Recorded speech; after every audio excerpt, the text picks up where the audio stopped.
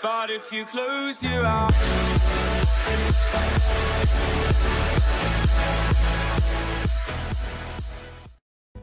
Yo guys, Mental Gamer here, welcome back to another video. I want to say a huge thank you to all of you who have supported this channel, and I honestly cannot believe that we've got to 1,000 subscribers now. When I first made this channel, I never even thought that it would get to 100 subscribers. Literally, my old Mental Gamer channel that I made got to about 40 subscribers and I was over the moon. And unfortunately, it's always going to be on YouTube because I forgot the password to it, so I can't actually delete it. But anyway, I just want to let you all know that I'm so grateful for all this support, and I cannot believe we're at over 1,000 subscribers already. And so this video is to celebrate that, and it's going to be slightly different to the rest of my videos. Usually I write out a quick brief script for all my videos so I don't mumble on, but I thought this video would be more of an open video, so I haven't written a script. But anyway, in today's video I'm going to be discussing some stuff that you guys have suggested for past videos that I haven't made a video on, and I'm also going to be answering all of your guys' questions from Twitter, and the support on Twitter as well was insane, so thank you all for that. So let's start discussing some of the things you guys suggested. Now, Aha Universe Gaming asked about a possible mobile spin-off for Marvel's Spider-Man. I'm personally not sure Insomniac would make a mobile spin-off for Marvel's Spider-Man, but I feel like there might be some sort of comic arc that you can download or something like that in the App Store, and there will most probably be Insomniac Spider-Man as skins in other Marvel games such as Marvel Future Fight, all of that stuff. There will probably be skins for the Spider-Man PS4 suit. Or maybe there could even be some sort of app that goes along with the game where you could craft the suits on there or something. Just something like that would be quite cool. The next topic is something that a lot of you suggested, including Mikhail Canlita, Bacon for Life 31, Matthew Burno, and Guilio DeFeo. And that is my dream buildings and landmarks for Spider-Man PS4. I won't talk about the buildings that are already confirmed, even though the confirmed ones are probably the best ones that could be confirmed. But I would like to be able to enter Aunt May's house. I'm sure Insomniac would be able to capture the essence of May's house from the comics, and it's probably quite likely that we will get to go in there, considering that she will probably be quite a big part of the story. I would also like to enter MJ's house as well. Just things like that would really make us feel more inclined to help them out and stuff. For buildings that would reference other heroes, obviously the Avengers Tower, Baxter Building, the Sanctum Sanctorum, all of that is awesome and most of them are confirmed anyway. So with the way Insomniac are already going, I'm sure that we're going to see loads of references to other heroes. Raphael Nista asked about the free roam activities and what the impact could be if you fail them.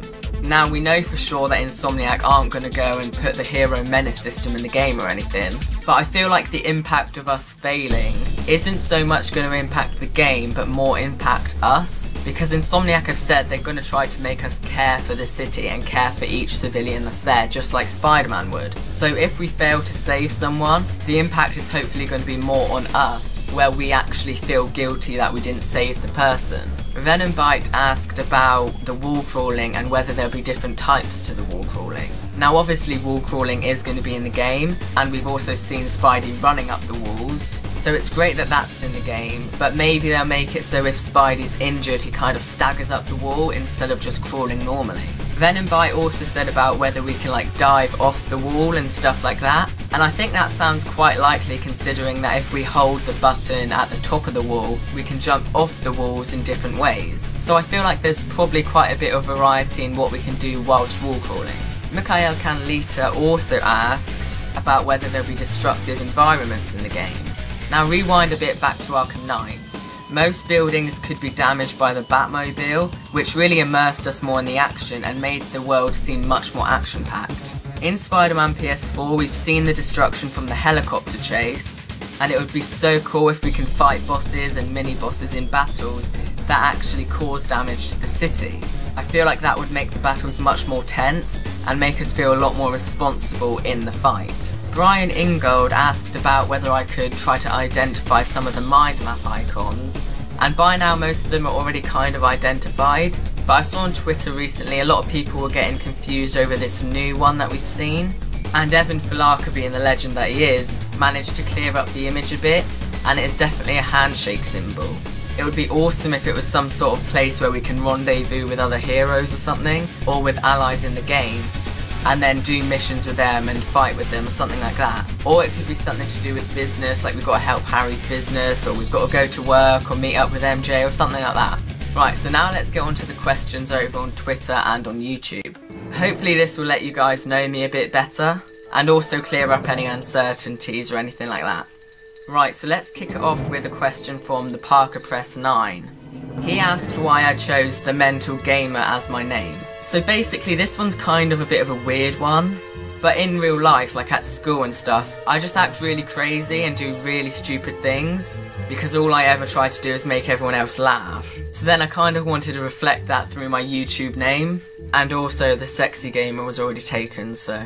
The Parker Press 9 also asked what my favourite scene in any Marvel film is. Now this is genuinely a seriously hard question for me to answer, but in Age of Ultron I really liked the opening scene, where all the Avengers were working together and it was just really cool.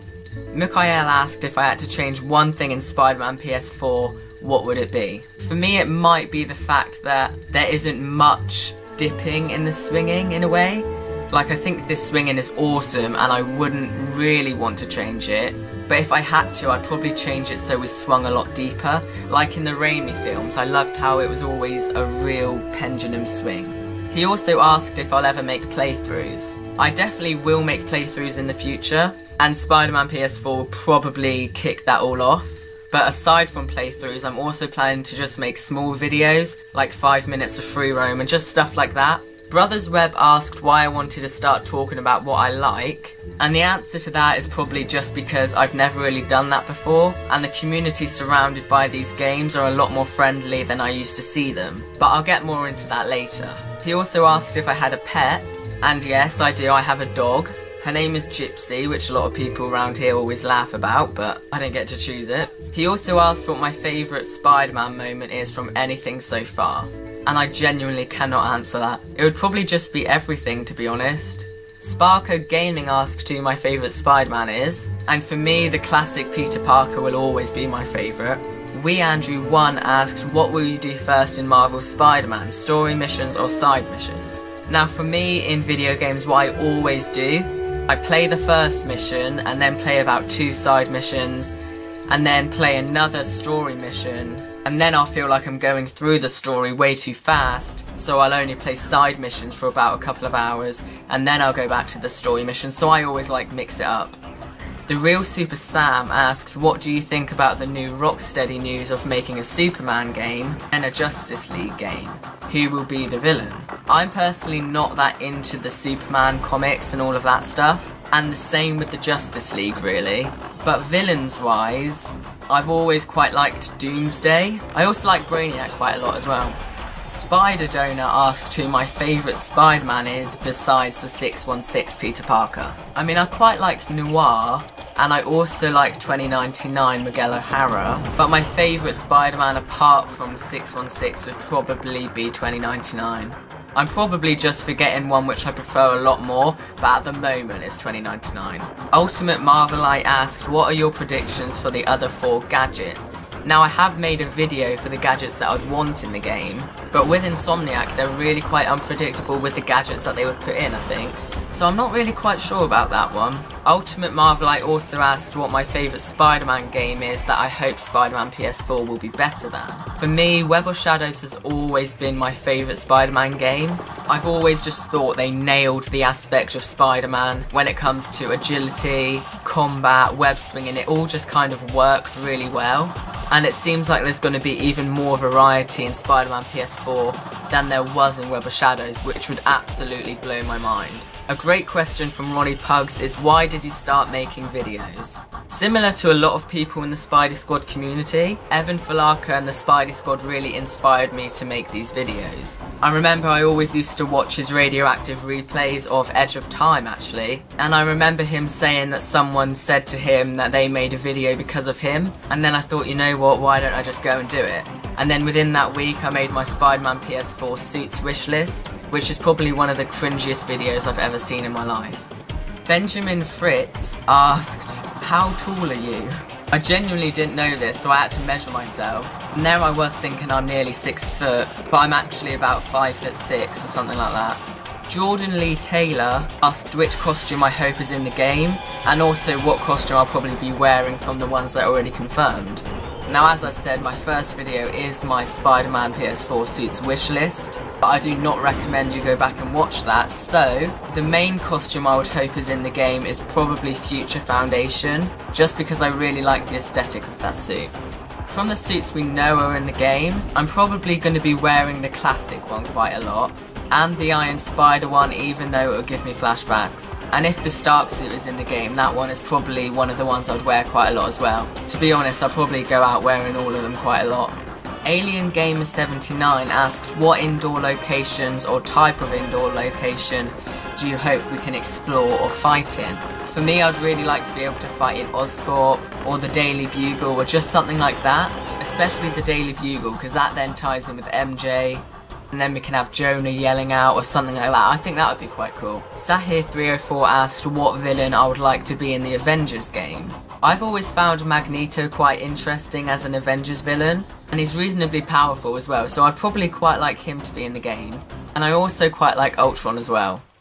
So that's probably about all the questions I'm going to be able to get through in this video. I want to give a huge thank you to all of you who left questions. I'm sorry I couldn't get through all of them, but if you guys wanted me to do another Q&A at any point, I'll be more than happy to do so. So that is the end of this video, everyone. I hope you enjoyed it. I hope I didn't mumble on too much without a script or anything like that. And again, a massive thank you to all of you for supporting this channel and supporting my account on Twitter.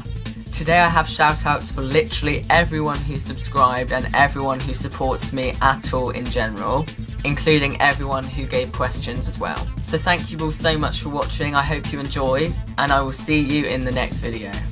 I'm Mental Gamer, over and out.